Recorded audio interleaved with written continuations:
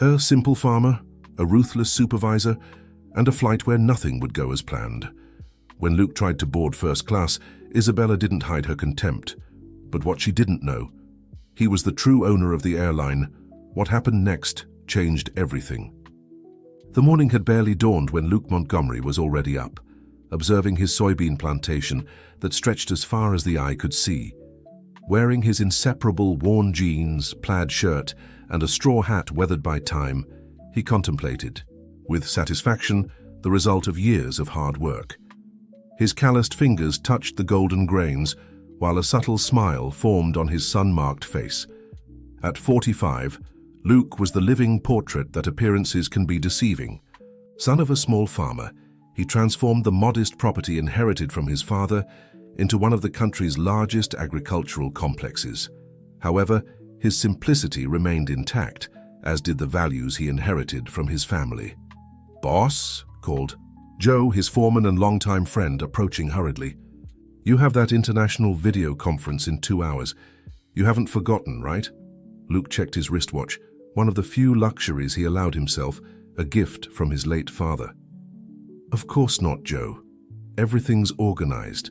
Harrison should arrive in a few minutes to take me to the airport." What few knew beyond his inner circle was that Luke Montgomery wasn't just a successful rural producer. His investments extended across various sectors, including a majority stake in Sky Royal Airlines, one of the country's largest airlines. But this information was kept away from the spotlight, exactly as he preferred. At Sky Royal Airlines headquarters, the atmosphere was different. Isabella Winters, a newly promoted cabin supervisor, walked through the administrative building corridors with her characteristic impeccable posture.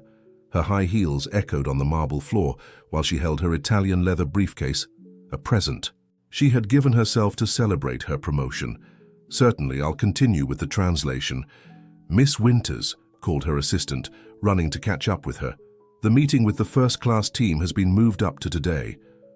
"Great," Isabella replied, adjusting her perfectly aligned blazer. "So I can go over the new VIP service procedures. We need to ensure our first class remains synonymous with exclusivity." In her meticulously decorated office, Isabella reviewed reports while dreaming of her next career move. At 32, she had built her professional trajectory based on a maxim: appearance is everything. Her obsession with perfectionism and status had made her an exemplary employee in the eyes of her superiors, but had also created a bubble that distanced her from reality beyond the luxurious corridors of first class. At the airport, Luke arrived, driving his simple pickup truck, the kind every farmer owns. He carried only a modest suitcase and his inseparable document folder. His private flight had experienced technical problems, forcing him to buy a last-minute ticket on Sky Royal itself. Not that this bothered him. On the contrary, it was an opportunity to observe his company functioning without anyone knowing who he was. Meanwhile, Isabella personally coordinated the boarding of Flight 747 to Chicago, where the International Agribusiness Conference would take place. Her astute eyes evaluated each passenger crossing the boarding corridor, ensuring that the Sky Royal standard was maintained. "Mrs. Williams, what a pleasure to see you again," she greeted a known socialite. "Your first-class seat is already prepared according to your preferences." The contrast between the two worlds was about to collide. Luke, with his simple manner and silent wisdom, and Isabella, with her relentless pursuit of perfection and status, were about to star in an encounter that would change not only their lives, but the way both viewed the world. In the boarding line, Luke discreetly observed the interactions around him. An elderly lady struggled with her luggage, while hurried people passed her without offering help. Without hesitation, he approached and offered assistance, earning a grateful smile in return. "You're a dear," said the lady, adjusting her glasses. "It's rare to find people like you these days." Luke just smiled, helping her with the bags to the check-in counter. His gesture didn't go unnoticed by Isabella, who observed the scene with a mixture of disdain and irritation. To her, that man with simple clothes and a rural manner was delaying the boarding process. "Certainly, I'll continue with the translation." The moment Luke approached the boarding corridor, Isabella intercepted his path with an artificial smile. "Excuse me, sir. Could you show me your boarding pass?"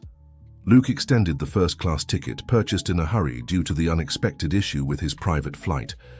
Isabella's gaze ran over the paper several times, as if looking for some error. "There must be some mistake," she said, her condescending tone barely disguised. "This area is reserved for first-class passengers." "There's no mistake, miss," Luke replied serenely. "The ticket is correct." Isabella looked again at Luke's simple clothes, his dusty boots and worn hat. In her mind, shaped by years of prejudices and appearances, that figure didn't match the standards of Sky Royal's first class.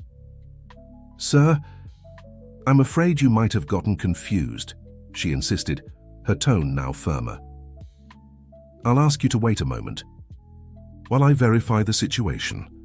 The first chapter ends with the growing tension between Luke and Isabella, leaving in the air the imminence of a confrontation that promises to reveal much more than a simple boarding confusion. Fate had placed two completely different worldviews face to face, and the consequences of this encounter were about to unfold in an unexpected way. The atmosphere in the boarding area was becoming increasingly tense. Isabella, determined to maintain what she considered the standard of excellence of Sky Royal, decided to escalate the situation. With a discreet gesture, she called two nearby security agents. "Please accompany this gentleman," she said, emphasizing the last word with a tone that made clear her disapproval. "I believe there was a mistake with his ticket." Luke remained serene, observing the situation with a mixture of curiosity and disappointment. In his years managing companies, he had learned that the most revealing moments about a person's character were precisely those when they believed they had power over someone. "Richard," Isabella called over the radio, contacting the operations manager, "we have a situation here at the boarding gate for Flight 747. On the other end of the line, Richard Belmont, an experienced man who had worked in aviation for decades, promptly responded, "What's the problem, Isabella?" "We have an inappropriate passenger trying to board first class. Clearly there was an error in the system. I'm taking steps to relocate him." "Certainly, I'll continue with the translation." In the VIP lounge, Angela Martinez, one of the company's directors, was reviewing some documents when she heard the commotion over the radio. Something about the situation bothered her. She knew Luke Montgomery, although few in the company had that privilege. She quickly consulted the passenger list in the system, and her heart raced when she saw his name. "Richard," Angela interrupted the communication. "What exactly is the situation?" While confusion was establishing itself behind the scenes, in the boarding lounge other passengers began to observe the scene. Among them was Caroline Miller, a young journalist who, coincidentally, was also on her way to the agribusiness conference. "This is outrageous," muttered Caroline, discreetly pulling out her cell phone to record the situation. As an investigative reporter, her instinct told her there was something bigger behind this scene of discrimination. Luke, maintaining his dignity, tried once again to resolve the situation peacefully. "Miss, I understand your concern for the company's standards, but I assure you my ticket is legitimate." "Sir," Isabella responded condescendingly, "I understand that you believe that, but there are certain standards we need to maintain. I'm sure you'll be more comfortable in economy class." At this moment, Angela Martinez appeared hurriedly on the scene, her face showing concern. She had tried to prevent the disaster through internal channels, but Isabella was unyielding in her stance. "Isabella," Angela called urgently, "we need to talk, now." "Excuse me, Dr. Martinez, but I'm resolving a situation here," Isabella replied, without shifting her attention from Luke. "It's a matter of maintaining our quality standards. Sky Royal's true quality standards have nothing to do with appearances, Isabella," Angela responded firmly. "And you're about to make the biggest mistake of your career." The confusion on Isabella's face was visible. She looked from Angela to Luke, trying to understand what was happening. Her perfectly ordered world was beginning to show its first cracks. Meanwhile, in the operations control room, Richard Belmont received a call that made his face pale. It was from the company's central office, informing that Luke Montgomery, the majority shareholder, was on Flight 747. "My God," muttered Richard, slumping into his chair. He knew Luke's reputation, a fair man, but one who didn't tolerate discrimination. Certainly, I'll continue with the translation. In the lounge, other company employees began to approach, attracted by the commotion. Among them was Peter Sanders, a veteran flight attendant who had always advocated for more humanized treatment of passengers. "I've seen this happen so many times," Peter commented to a colleague. "We judge so much by appearance, forgetting that a person's true value lies in their character." The tension reached its peak when Isabella, still resistant, insisted on her position.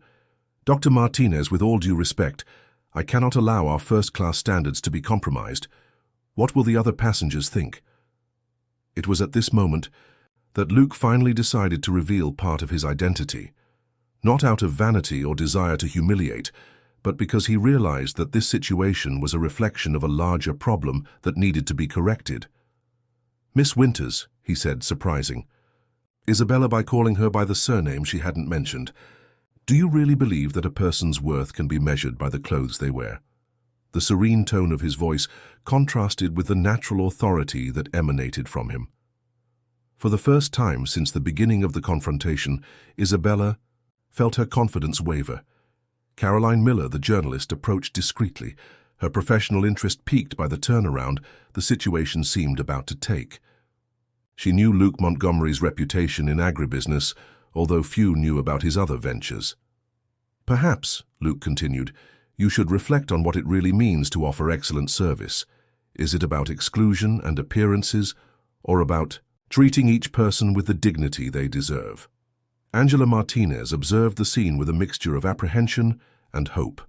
She knew Luke's vision for the company well, a vision that went far beyond profits and status, focusing on the positive impact they could have on people's lives. The boarding lounge had been transformed into a stage where much more than a simple ticket confusion was being exposed. It was a clash between two worlds, one based on appearances and prejudices, and another grounded in values and respect. As Isabella began to realize the magnitude of her error, Luke remained there, serene as always, emanating a dignity that no designer clothes could buy. The true lesson was just beginning, and the consequences of that day promised to change not only Isabella's life, but the culture of the entire company. Certainly, I'll continue translating the rest of the story. 3 months passed since the incident that changed not only Isabella's life, but the entire culture of Sky Royal Airlines. On a sunny morning, Luke Montgomery observed the movement of planes on the runway from his office window, reflecting on the transformations his company had experienced. "Mr. Montgomery," his secretary called, "Miss Winters is here for the evaluation meeting." Isabella entered the room, and any attentive observer would notice the difference. It wasn't just the simpler clothes or the absence of sky-high heels. It was something in her gaze, in her posture, that revealed a much deeper change. "Please, have a seat," Luke invited, indicating the chair in front of him. "How were these 3 months?" Isabella took a deep breath, organizing her thoughts.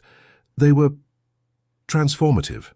You know, Mr. Montgomery, I always thought I knew everything about excellence in service, but I was looking through the wrong lens." Luke smiled, recognizing the sincerity in her words. Angela Martinez, who was also participating in the meeting, flipped through an impressive report on changes in customer satisfaction since the implementation of the Beyond Appearances program. "The numbers don't lie," Angela commented. "Complaints have dropped by 70%, and compliments have increased significantly. But the most interesting are the comments from passengers about how they feel truly welcomed, regardless of the class they're traveling in." Peter Sanders, the veteran flight attendant who had become a sort of mentor to Isabella, was invited to participate in the meeting. He brought with him a folder with testimonials from passengers and employees. "Allow me to share something special," said Peter, opening the folder. "This letter is from Mrs. Margaret, that lady you helped in your first month, Isabella. She made a point of writing about how your kindness completely changed her travel experience." Isabella felt her eyes water as she recalled that moment, one of many that had shaped her transformation. "Each passenger taught me something valuable," she said. "I learned that true luxury isn't in the materials we use, but in how we make people feel." Luke observed attentively as Isabella shared her experiences. Caroline Miller, the journalist who had followed the entire story, was also present, preparing to document the outcome of this extraordinary journey of transformation.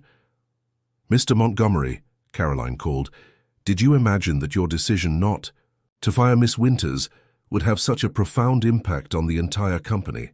"Miss Miller," Luke responded, his gaze revealing the wisdom of someone who deeply understood human nature.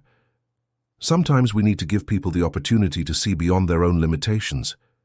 True leadership isn't about punishing mistakes, but about transforming them into opportunities for growth." At that moment, Richard Belmont entered the room bringing a proposal that would surprise everyone. "Based on the extraordinary results of the past few months, we'd like to expand the Beyond Appearances program, and we want Isabella to lead this expansion." Isabella's eyes widened. "Me? But who better than you," Angela interrupted, "to show that true transformation is possible? Your journey is living proof that we can change not only behaviors, but hearts." Luke stood up, walking to the window. From the top of that building, he could see Sky Royal planes taking off and landing, each carrying hundreds of stories, dreams, and destinations.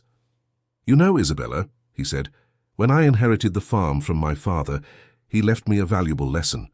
He said that the land doesn't care about the clothes you wear, but about the respect and care you dedicate to it. The same goes for people." The meeting continued with the presentation of plans for the future. The program would be expanded to all company branches, and Isabella would work directly with Luke and Angela in developing new initiatives. "But first," Luke announced, "I have one last mission for you, Isabella. I want you to take a trip." "A trip?" she asked, curious. "Yes. You're going to spend a week on my farm, getting to know the place where I learned my first lessons about people's real value. Joe, my foreman, will show you that true wealth isn't in what we own, but in what we share with others." The news of Sky Royal Airlines' transformation soon spread through the market. Other companies began to take an interest in the program, seeing in it a way to humanize their own services. Caroline Miller published a series of reports about the story, highlighting how a moment of crisis turned into an opportunity for positive change. "It's a story that makes us believe that it's always possible to change, always possible to be better," she wrote. In her last week before taking on the new position, Isabella made a point of working again in direct customer service, this time not out of obligation but by choice. Each smile, each thank you, each small gesture of gratitude now had a special meaning. "Aren't you that supervisor who appeared in the newspaper?" a passenger asked, recognizing her. "Yes," she replied with a sincere smile, "but I prefer to be remembered as someone who learned that a person's true value isn't in what they wear or own, but in how they treat others."